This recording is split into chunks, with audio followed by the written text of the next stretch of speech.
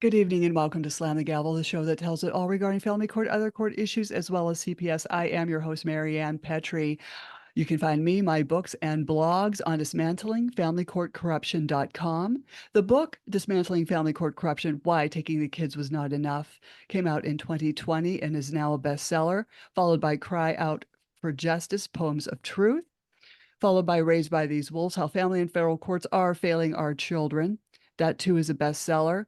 On July 17th, 2024, Raised by These Wolves, Volume 2, Child Trafficking Through the Foster Care and Court Systems came out as a bestseller. And feel free to buy me a copy to help keep this podcast going. I have two brand new guests. I'm happy to have Charity Marie and Todd Frandsen on.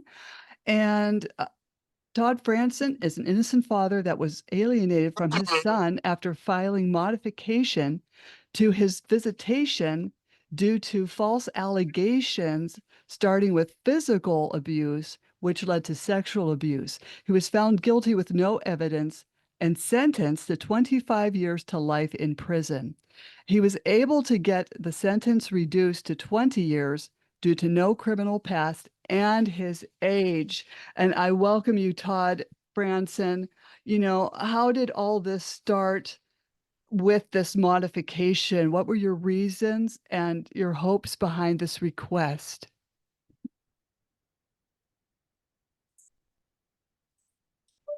Todd, can you hear us?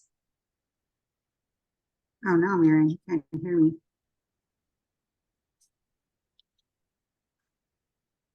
Hello, Todd. Todd, can you hear us? Barely. Oh, okay. Can you hear us now?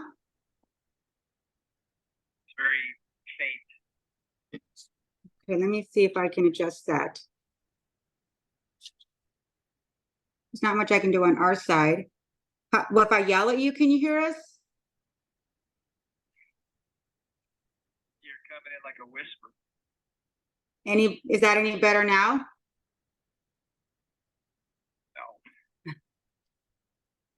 No. We'll talk loud. Yeah. Okay. I'm trying getting closer. How about now? Can you hear us now?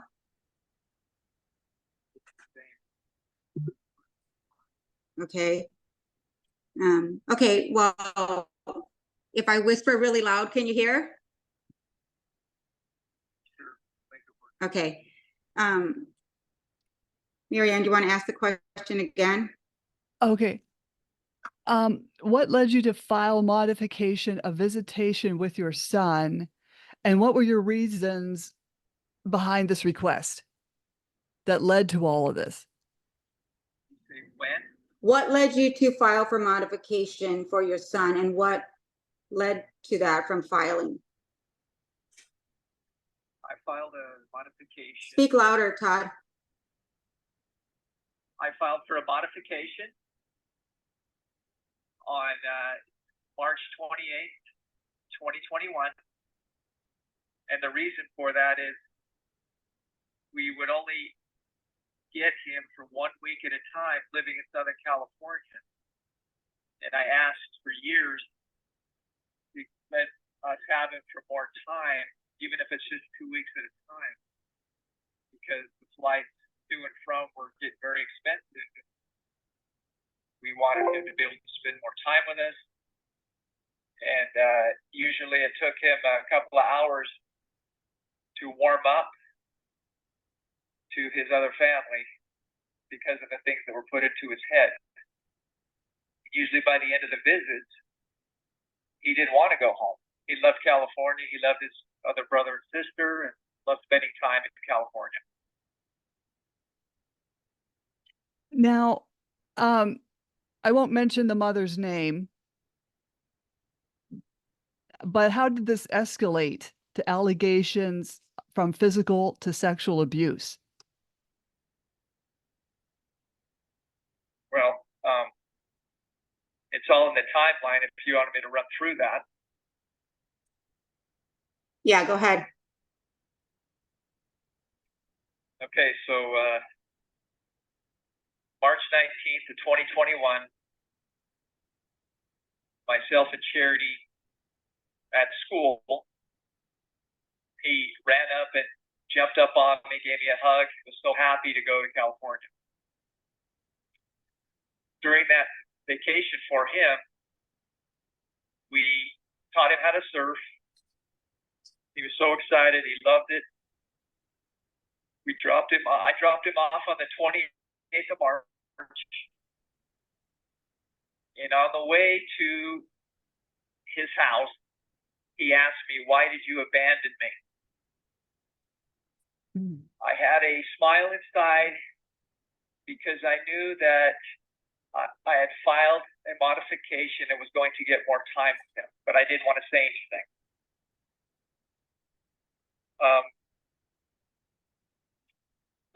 Regular phone calls up and through April were normal. Sometimes he wouldn't answer, but he would call back either that day or next day. Until April 13th, 2021, the mother was served with a modification for me to get. After that point, she filed a countersuit April 20th, agreed to nothing, didn't try to meet in the middle or anything.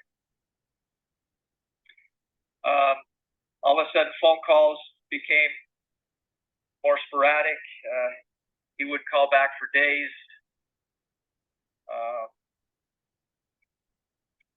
She got her attorney on April 26th. The last time I talked to him, we spoke for a few minutes. April 28th, 2021, I called, no answer. I received an email from my family attorney saying that my ex-wife's attorney told her she can't refuse visitation. So then she asked for a child interview. She then files an affidavit petitioner for support of child interview that the court considered not allowing Todd Frandsen to have visitation with his son.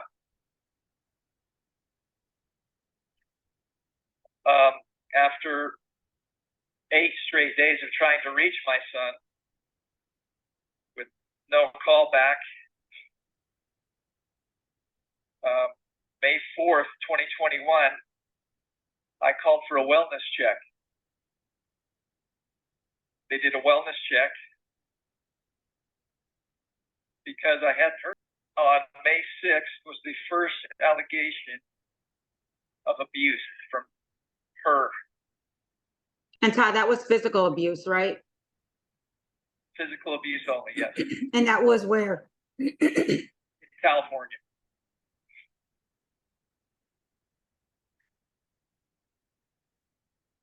To a text on the 7th of May, she didn't say anything. On May 8th, Bannock Sheriff, ex-wife calls Bannock County Sheriff to file first claim from son about alleged abuse from me. Video was recorded by an officer. May 13th, I sent a message to remind ex-wife that I will be my son out spring. Ex-wife states son doesn't want to see his father. She claims on May 14th, I have done something to him and he doesn't want to speak to me. May 17th, my attorney responds to her attorney, and judge would not have this sealed and record would be available. And the family judge stated the court order stands as is for summer visitation. So the family judge didn't believe it. Okay.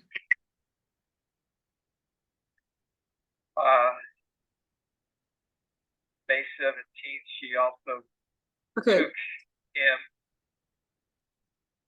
to his doctor, and she implied allegations. And when she realized he wasn't going to play baseball, she no longer took him to see that doctor again. Mm.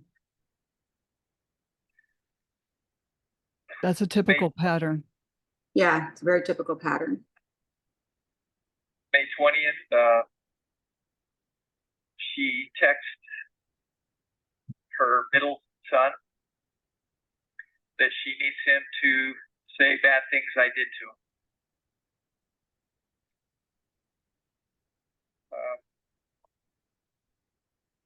May 21st, she files a health and welfare report against me. Claims that when my son visits, Dad threatens to kill, throws him around, and sleeps under the bed.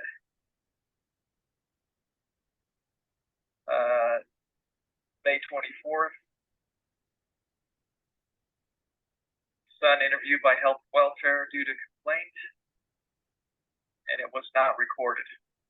Mm. Ex-wife stated son won't go with his dad for scheduled divorce decree visitation. She claims I have been hurting him and contacts police about allegations.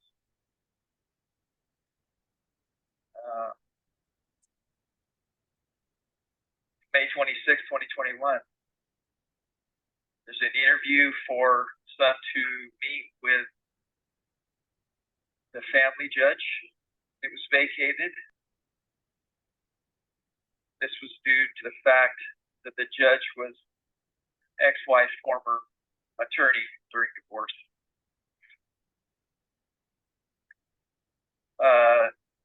Family attorney for me confirms there's no credible claim of any abuse. Deputy Bonder meets the ex-wife and son, advised to seek CPO. He calls Detective Cannon, who worked with my ex-wife at Sheriff's Bannock County Sheriff. 6. They recorded 8 videos with him and his brothers.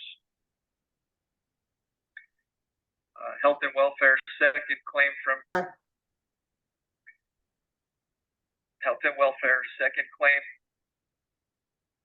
ex-wife that son disclosed sexual and physical abuse by me when visits dad in California.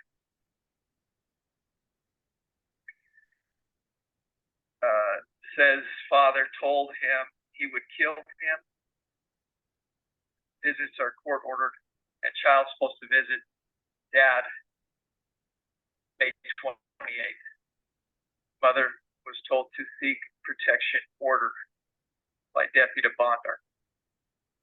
This is 2 days prior to me picking him up. Mm. May 27th.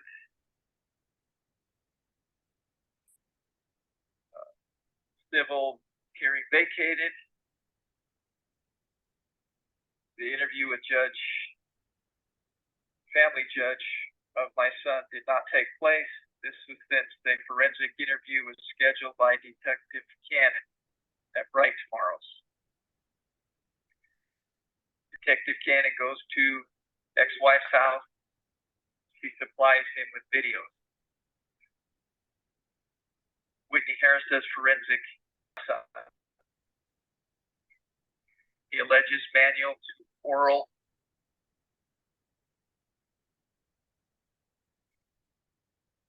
contact. Whitney Harris and Detective Cannon meet with ex-wife and send the info to California for charges. ex-wife upset that it's getting sent to California.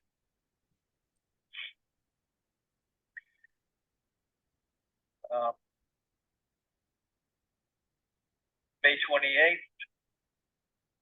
myself and Charity are on a plane ready to come and get my son for my visitation weekend. We are sent an email from my family attorney saying, don't go. There's a protection order.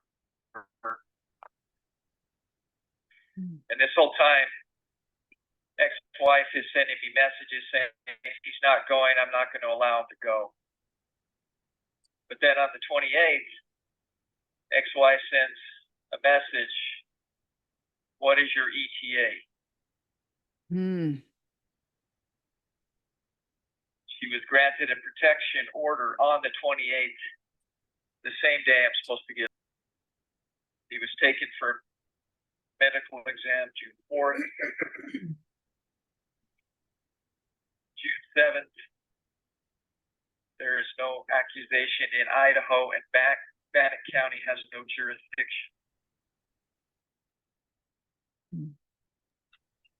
Yes.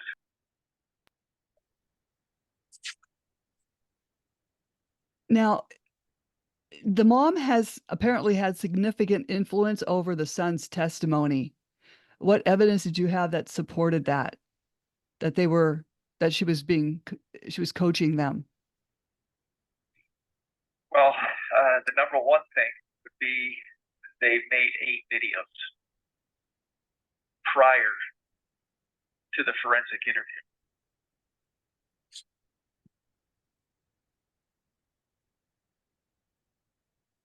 Now, and on top of that, some of the lingo that was used, not age appropriate.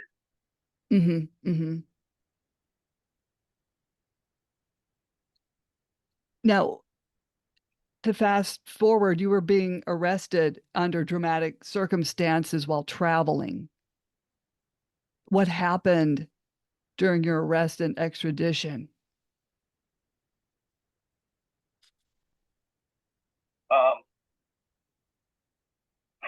But yeah, give me a second here. Very interesting the way that went down. Okay. It doesn't have to be timing, just the experience. Okay. I had made a phone call to the detective since he never called me. And we had a 12-minute conversation. At that time, I was never told there was a warrant for my arrest, which I have now found out there was at that time, but he never told me. I actually called the next day and asked the main sheriff, and he said there was. Me and Charity went to a 10-year anniversary wedding in Cancun with family. I had no idea anything like of this nature that it had gotten this far. When we came back and we're coming through customs, U.S. Marshals took me into custody. They handcuffed me. I still had no idea what I did. I thought maybe something in Mexico had happened and maybe they mixed me up with somebody else. I never thought that this could get this out of control. So they took me into custody. I wasn't able to call Charity until 10:30 at night. And I was locked up in downtown San Diego County Jail, which was like a zoo. I was there for 10 days. And then they transported me by a shuttle to Pocatello. I spent 11 days in jail. I think at the time I went in, I was 184 pounds. By the time I got out 11 days later, it's 167.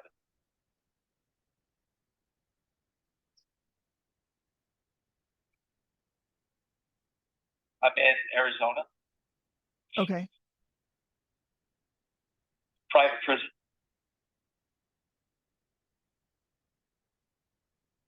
Now, you had family members testify for you in court, and they had insights that they offered that challenges your ex's allegations, but the judge wasn't listening.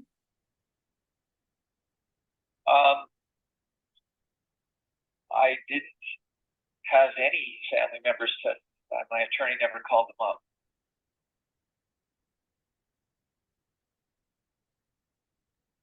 Okay, so you had no family members testify at all. They wouldn't let them?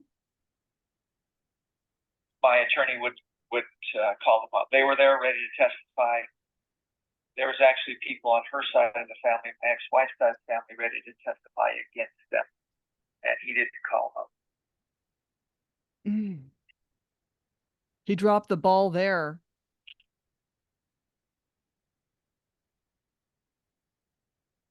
What But we know.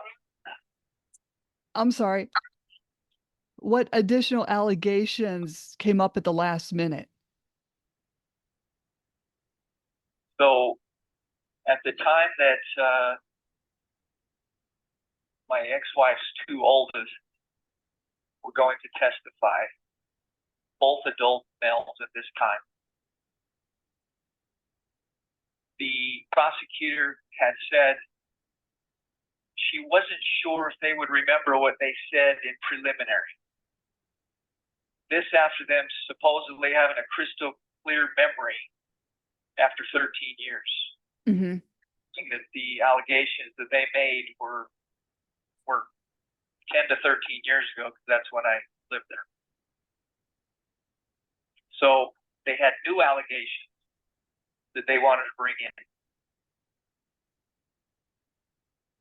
And my attorney did say, you can't do that. You can't just the last minute bring in new allegations.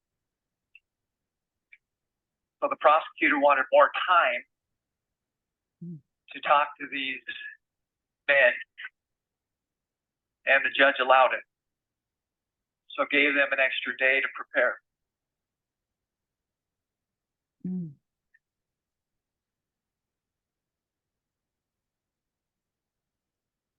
Maryann, we have a minute left. Okay, so how do you hope your story can bring awareness to these false allegations issues and parental alienation that you're suffering through? Well, what I'm hoping is, me and my sister went through parental alienation ourselves. Long story short, we went 5 years without seeing my own father. Mm. And now it's happening to me as a father. So I've been on both sides. I know what the child goes through, and I know what the parent goes through. So there is change that needs to be done. And the way that health and welfare and them look at this, they should definitely look and see if there's a custody battle, a divorce battle going on, Mm-hmm. and it should be treated differently because of that. Right, right. It was an honor to have you on. I know we were under limited time frame to speak. Yeah, thank you. I wish you the best. I wonder if they purposely lower the volume on those phones. Every time we have a video call, there's a challenge. It never fails. And Right. if you dare try and do anything, it disconnects you and says your call's over. And not to mention, it's like $7.95 for 25 minutes. Oh, man. Yeah. So I think within the first 3 to 5 minutes, it's technical difficulties. Most people try to fix it or give up, and then you lose your video visit. I've never had a call that was successful. I mean, it's always been a challenge. See, this is what the public needs to know, because all of this is human rights violations. Sure. Yeah. And I saw how thin he was. Yeah. He's even thinner now. When he was released from his first arrest, he was 164. He's now 148, 149. He's lost 40 pounds since this experience. And they don't feed him. They don't give him, it's all processed food. He doesn't get fresh veggies and fruit. Mm-mm, And you're mm-mm. only allowed a certain amount of money to buy commissary. They don't allow you to do, like, we couldn't give him $500 a month. They only allow a certain amount of money because then people sell it. So there's, there's other reasons why they limit that. Right, right. Yeah, I'm aware of the food issues in prison. When I was in there, they had given me 2 hot dogs on oatmeal, Yeah, things like that. yeah, And they don't give these inmates their proper medications if they were on prescribed medications before they went in there as well. right. Especially those mental patients, right? So there's that challenge as well. Right. I just feel so bad for this situation, and um this should not even be happening. Yeah, So, well, we're in the appellate process now. okay. Now you were telling me earlier that he passed a forensics eval. Tell me about that. Yeah, so because it transitioned so quickly from a family law case to a criminal case, we hired a expert in forensic psychology, and his first recommendation before he even signed the agreement was, I won't even take your case until you do a psychosexual. So we went to an expert, and I can't think of the guy's name. I think maybe Connor. We went to his facility in Kentucky. So we flew to Kentucky. He did the test and he passed with flying colors. Mhm. We presented that to the judge and the judge dismissed it. He also tried to dismiss our 2 experts who were Alan Blotke and Dean Tong. He said it's junk science. We were able to finally present both of them to the judge, and he allowed us to have them as experts. And the prosecutor tore them apart. Not Alan Blotke so much, but she kept destructing Dean because of his website and saying you only work for people who pay for you. Well, you get paid, don't you? Right, right. Nobody works for free. And our lawyer did not object to it. Our lawyer did a terrible job. He was not equipped to handle this type of case. At the time we hired him, he said he'd handled these cases before, and he misled us. And during the trial, Todd kept asking him to object and overturn, and Todd would talk to him and whisper in his ear to present evidence, but the lawyer was so unprepared, he didn't even want to talk about it because he wasn't prepared to respond appropriately and didn't know the policy and procedure really around those type of allegations. Was Todd ever put on the witness stand? So both his forensic experts told him he should, as an innocent man, he should get on the witness stand. We found out later that our lawyer had a trial on Monday in Boise, and Thursday was the last day. And we said Todd wanted to go on the stand, but it was end of day on Thursday, and he hadn't eaten all day, and he didn't feel prepared. And he said, I want to go on the stand Friday morning. And the lawyer said, today's the only day you can do it. If you don't do it today, you're not going to be able to do it tomorrow. He wouldn't. I mean, it's end of day. He could have easily said, we're going to recess until tomorrow morning, and prepped him. So he encouraged him to not go on the stand. He said that he thought that we had a great case. Todd's family did a vote and felt like it was in a good position to move forward. And so Todd did not go on the stand. In retrospect, we now know that you absolutely go on the stand. And we actually spoke with the juror after, and they said had Todd gone on the stand, they likely would have found him innocent. Oh man. Yeah, that lawyer dropped the ball entirely. Yeah, he did a terrible job. Oh, this is just so heartbreaking because there's so many people sitting behind bars at taxpayers' expense with false allegations. 100%. Yeah. So you're at the appellate stage. So what's happening there? Anything? So in the appellates, there's a direct appeal, which is what we're in now. We filed, I believe, in April or May. And once the motion is received, They have 28 days to respond. They just responded on Tuesday that they need another extension. This is their 4th extension. So by October 7th, when they have to reply, that'll be a 4-month extension for their response. Our appellate lawyer, who's fantastic, said this is normal and it's typically how it works. They can get up to 5. We were hoping to get a response by the end of the year. So now that they've extended to October 7th, we have 30 days to reply, which would be November 7th. And typically, our lawyer would need an extension to prepare appropriately. So now you're looking at December 7th. And then once it gets submitted to the appellate courts, then they have up to 30 days to respond. Ah, it's like the Innocence Project needs to be called on this one. Yeah, unfortunately, Maryann, the Innocence Project doesn't take cases of sexual offenders. Yeah.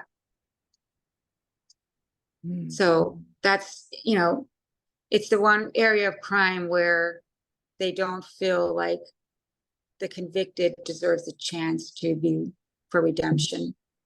But everybody knows, at least from what I've learned on this podcast, is like the silver bullet allegation is physical and sexual false allegations. The Innocence Project should be all over this one. Well, I think the fear is with, I've had the chance to have some of my professional partners reach out to news stations and TV stations. And the fear is that what if the courts were right? They are not willing to take that risk that a person hurt a child, and which is understandable. If a parent hurts a child, I think we're all in agreement that they should pay the price for that, right? But there are the silver bullet strategy that we know is so profound right now in most high conflict custody cases. I think once they embrace that reality, they're going to see a flood of demand and requests, and they're probably not prepared for that. This is just terrible to do to someone in order to keep them away from their child. Yep. Yeah. And when they first were going through the divorce in 2013, she told him, I will pay you $12,000 to sign him off and walk away. And at the time, he's like, no way. There's no way I'm walking away from my son. I protected him from you. So he continued to nourish that relationship. And then after his son, on the way from dropping him off in spring break, said, why are you going to abandon me or don't abandon me? He then left a voicemail that same day that he dropped him off and said, I had the best time. I can't wait to see you again, Dad. I'm so excited for our next trip, because he knew it was just months away in May. Right. And so how do you go from that to her being served on the 13th of April, and all of a sudden the son has no good opinions of his father? And what's interesting is that one of the witnesses from her side was her brother-in-law. He's married to her sister. After that visit, his son told this family member, I had the best visit with my dad. Oh my gosh, he taught me to serve. I can't wait to go back. He bragged about it. And then right before trial, because he was going to be one of our key witnesses, and we found out, as of recently, because I hired a private investigator, we found out that the prosecutor contacted this witness 2 weeks before trial and spoke with him. He was already on our witness list. She had no opportunity. She should not have been speaking to him. The day of trial, when he was supposed to go on the stand, which is why we feel our lawyer didn't put any of our witnesses up there, she said, I know everything to use against you because I already spoken to you and I know what you've told me. And so our lawyer that day pulled all of our witnesses off the stand.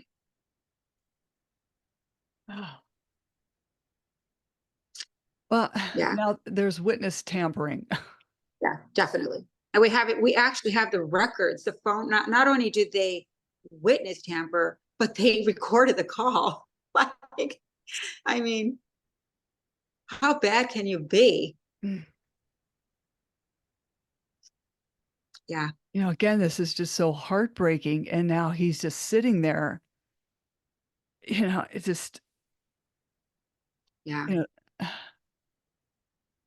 And the most heartbreaking part is that they had such a great relationship, him and his son. And his two older kids from his first marriage went on the stand on his behalf and said that these boys are pathological liars. They've lied their whole life. They gave examples. They had school teachers, they had church ministers, they had friends and family going on the stand and saying how frequently the boys lied about everything.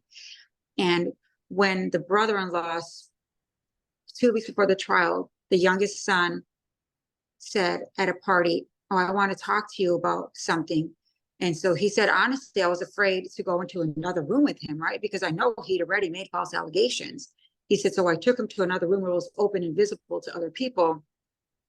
And Todd's son said to him, remember last year I told you that I had a really great time with my dad in California? Well, I lied.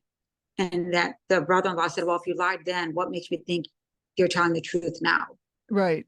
So he had been manipulated to retract his statement of enjoyment with his father during that spring break visit because they thought he was going to go on the stand.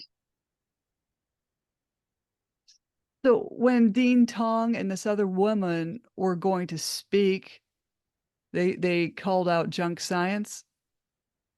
Our judge specifically said, I'm not allowing junk science in my court. Judge was Rick Carnaroli. Yeah, this is so you know, it's like every case is convoluted with so much collusion and conflict of interest. And there's so many innocent people sitting behind bars, as I said before, at taxpayer expense. This is just a nightmare. Yeah. And you know, after doing the PI report, we have the evidence to prove that they were lying, that they weren't telling the truth. And yet, to your point, the taxpayers are paying for an innocent man to sit in prison and lives to be ruined. His two children, his older children, they lost a father. His son joined the army. His daughter graduated high school, and she's going to college. And they have to mourn the loss of their father. And all because they decided, all because she didn't want him to have visitation to their son. And I think a lot of people don't understand how fast brainwashing can work. Yes. And that is a form also of coercive control. Yes. Psychological child abuse. Right. It flipped within days. And when Todd talked about the 8 recordings, you can hear on those recordings his story changing every recording, and the boys who made allegations as well on the recordings telling him what to say. And they submitted that as evidence, and our lawyer didn't use it to show the pattern of coercion. Right. And those boys were from the ex's previous marriage. Yes. Yes. Yep. Oh, man. Yeah. And they also did 2 forensic interviews on their son.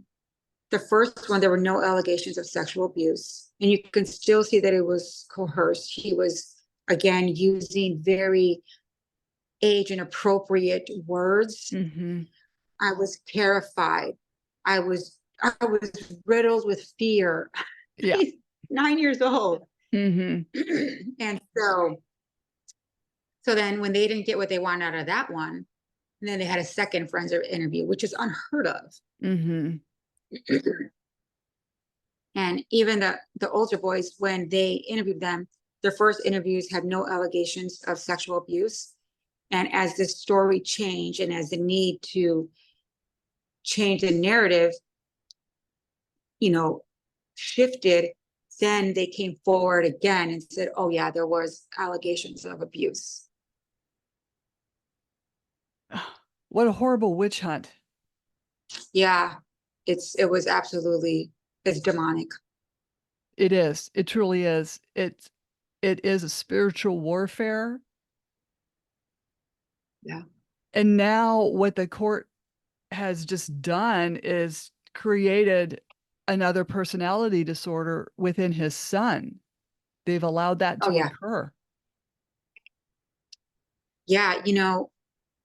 I was speaking with a psychological professional, and telling the story, and I kept talking about how damaging this has been for the son. And she said, "You're so worried about him. After everything that's happened, you're worried about him." And I said, "He's a child. He will forever and ever believe his father hurt him. He will, for the rest of his life, carry that guilt when he realizes one day what he did. His mental state will forever be changed. It will never be okay." And his mother will not allow him to get support, because she will not want the truth to come out. Right. Right. That's very typical. And that's another pattern. Yeah. Also, when, when these kids bounce back and forth with these different narratives, that's like, well, that's called like splitting. Oh yeah. And from, my research is that you cannot reverse splitting. Right. The damage is done. Ironically, we had a friend who was one of the witnesses run into the ex-wife and the son at an event for charity, feeding the homeless, and she ran into the little boy, and he didn't even recognize her. And she had been a very active part of his life, and he's so detached from that past that he saw her, and she thought for sure he was going to freak out and be like, "Oh my gosh, I know you." And he didn't recognize her. She spoke with him, Maryann. She had a conversation with him. He did not know who she was. And when she asked who he was, she said he explained himself as a totally different human being, that his name was Z, and he was TikTok famous, and everyone knows him. And he's the most popular kid in school because of his TikTok. And she said the glare in his eyes was like there was not even anyone behind those eyes. And she was just so devastated. And that's 2 years after she's last seen him. How could that not be psychological child abuse? How could the mother not be charged for doing that to her son, to their son?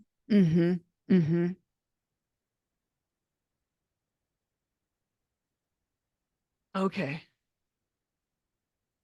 So he was the criminal judge. It started in family court.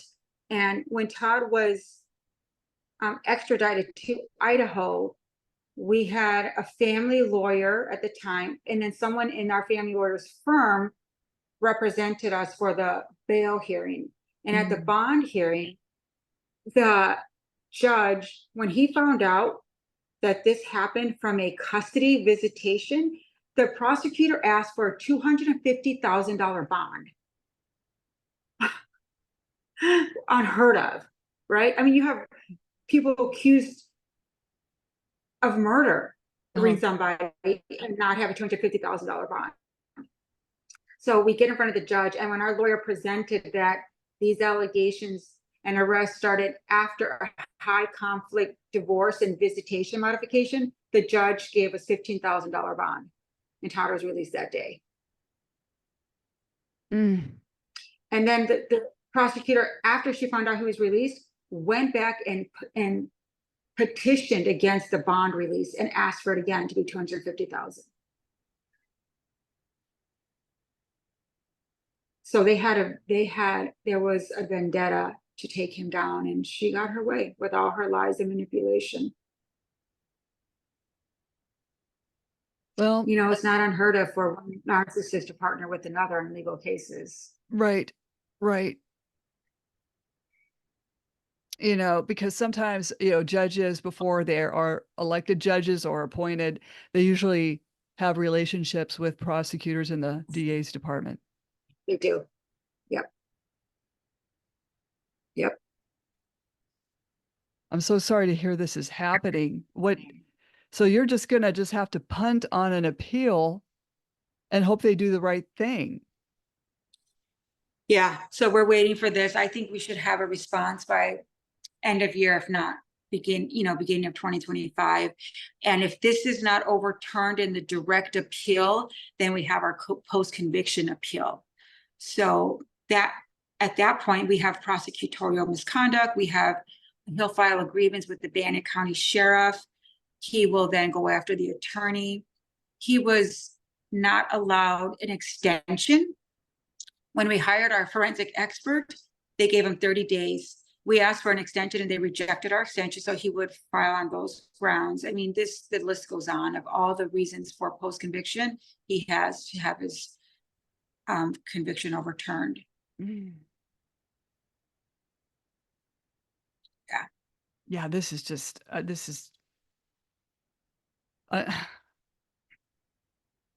I'm very so sorry this is happening. Very sorry.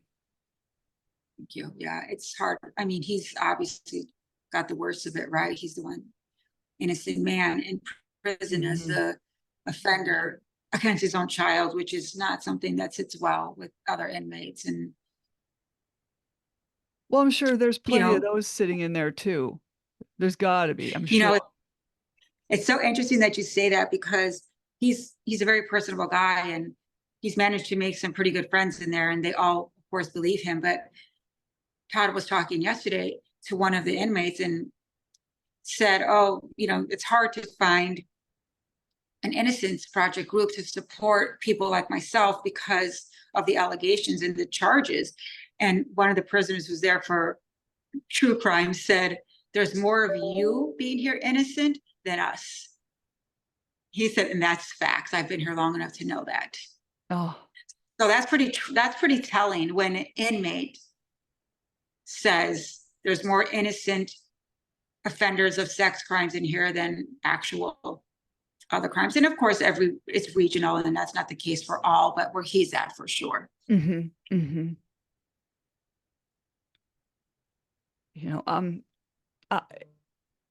How can people reach you if they have any questions? I have an email. It's info@parentalalienationiSreal.net.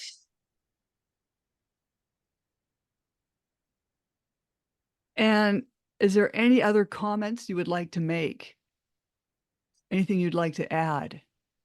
I've just, I have my own social media channels that Parental Alienation is Real.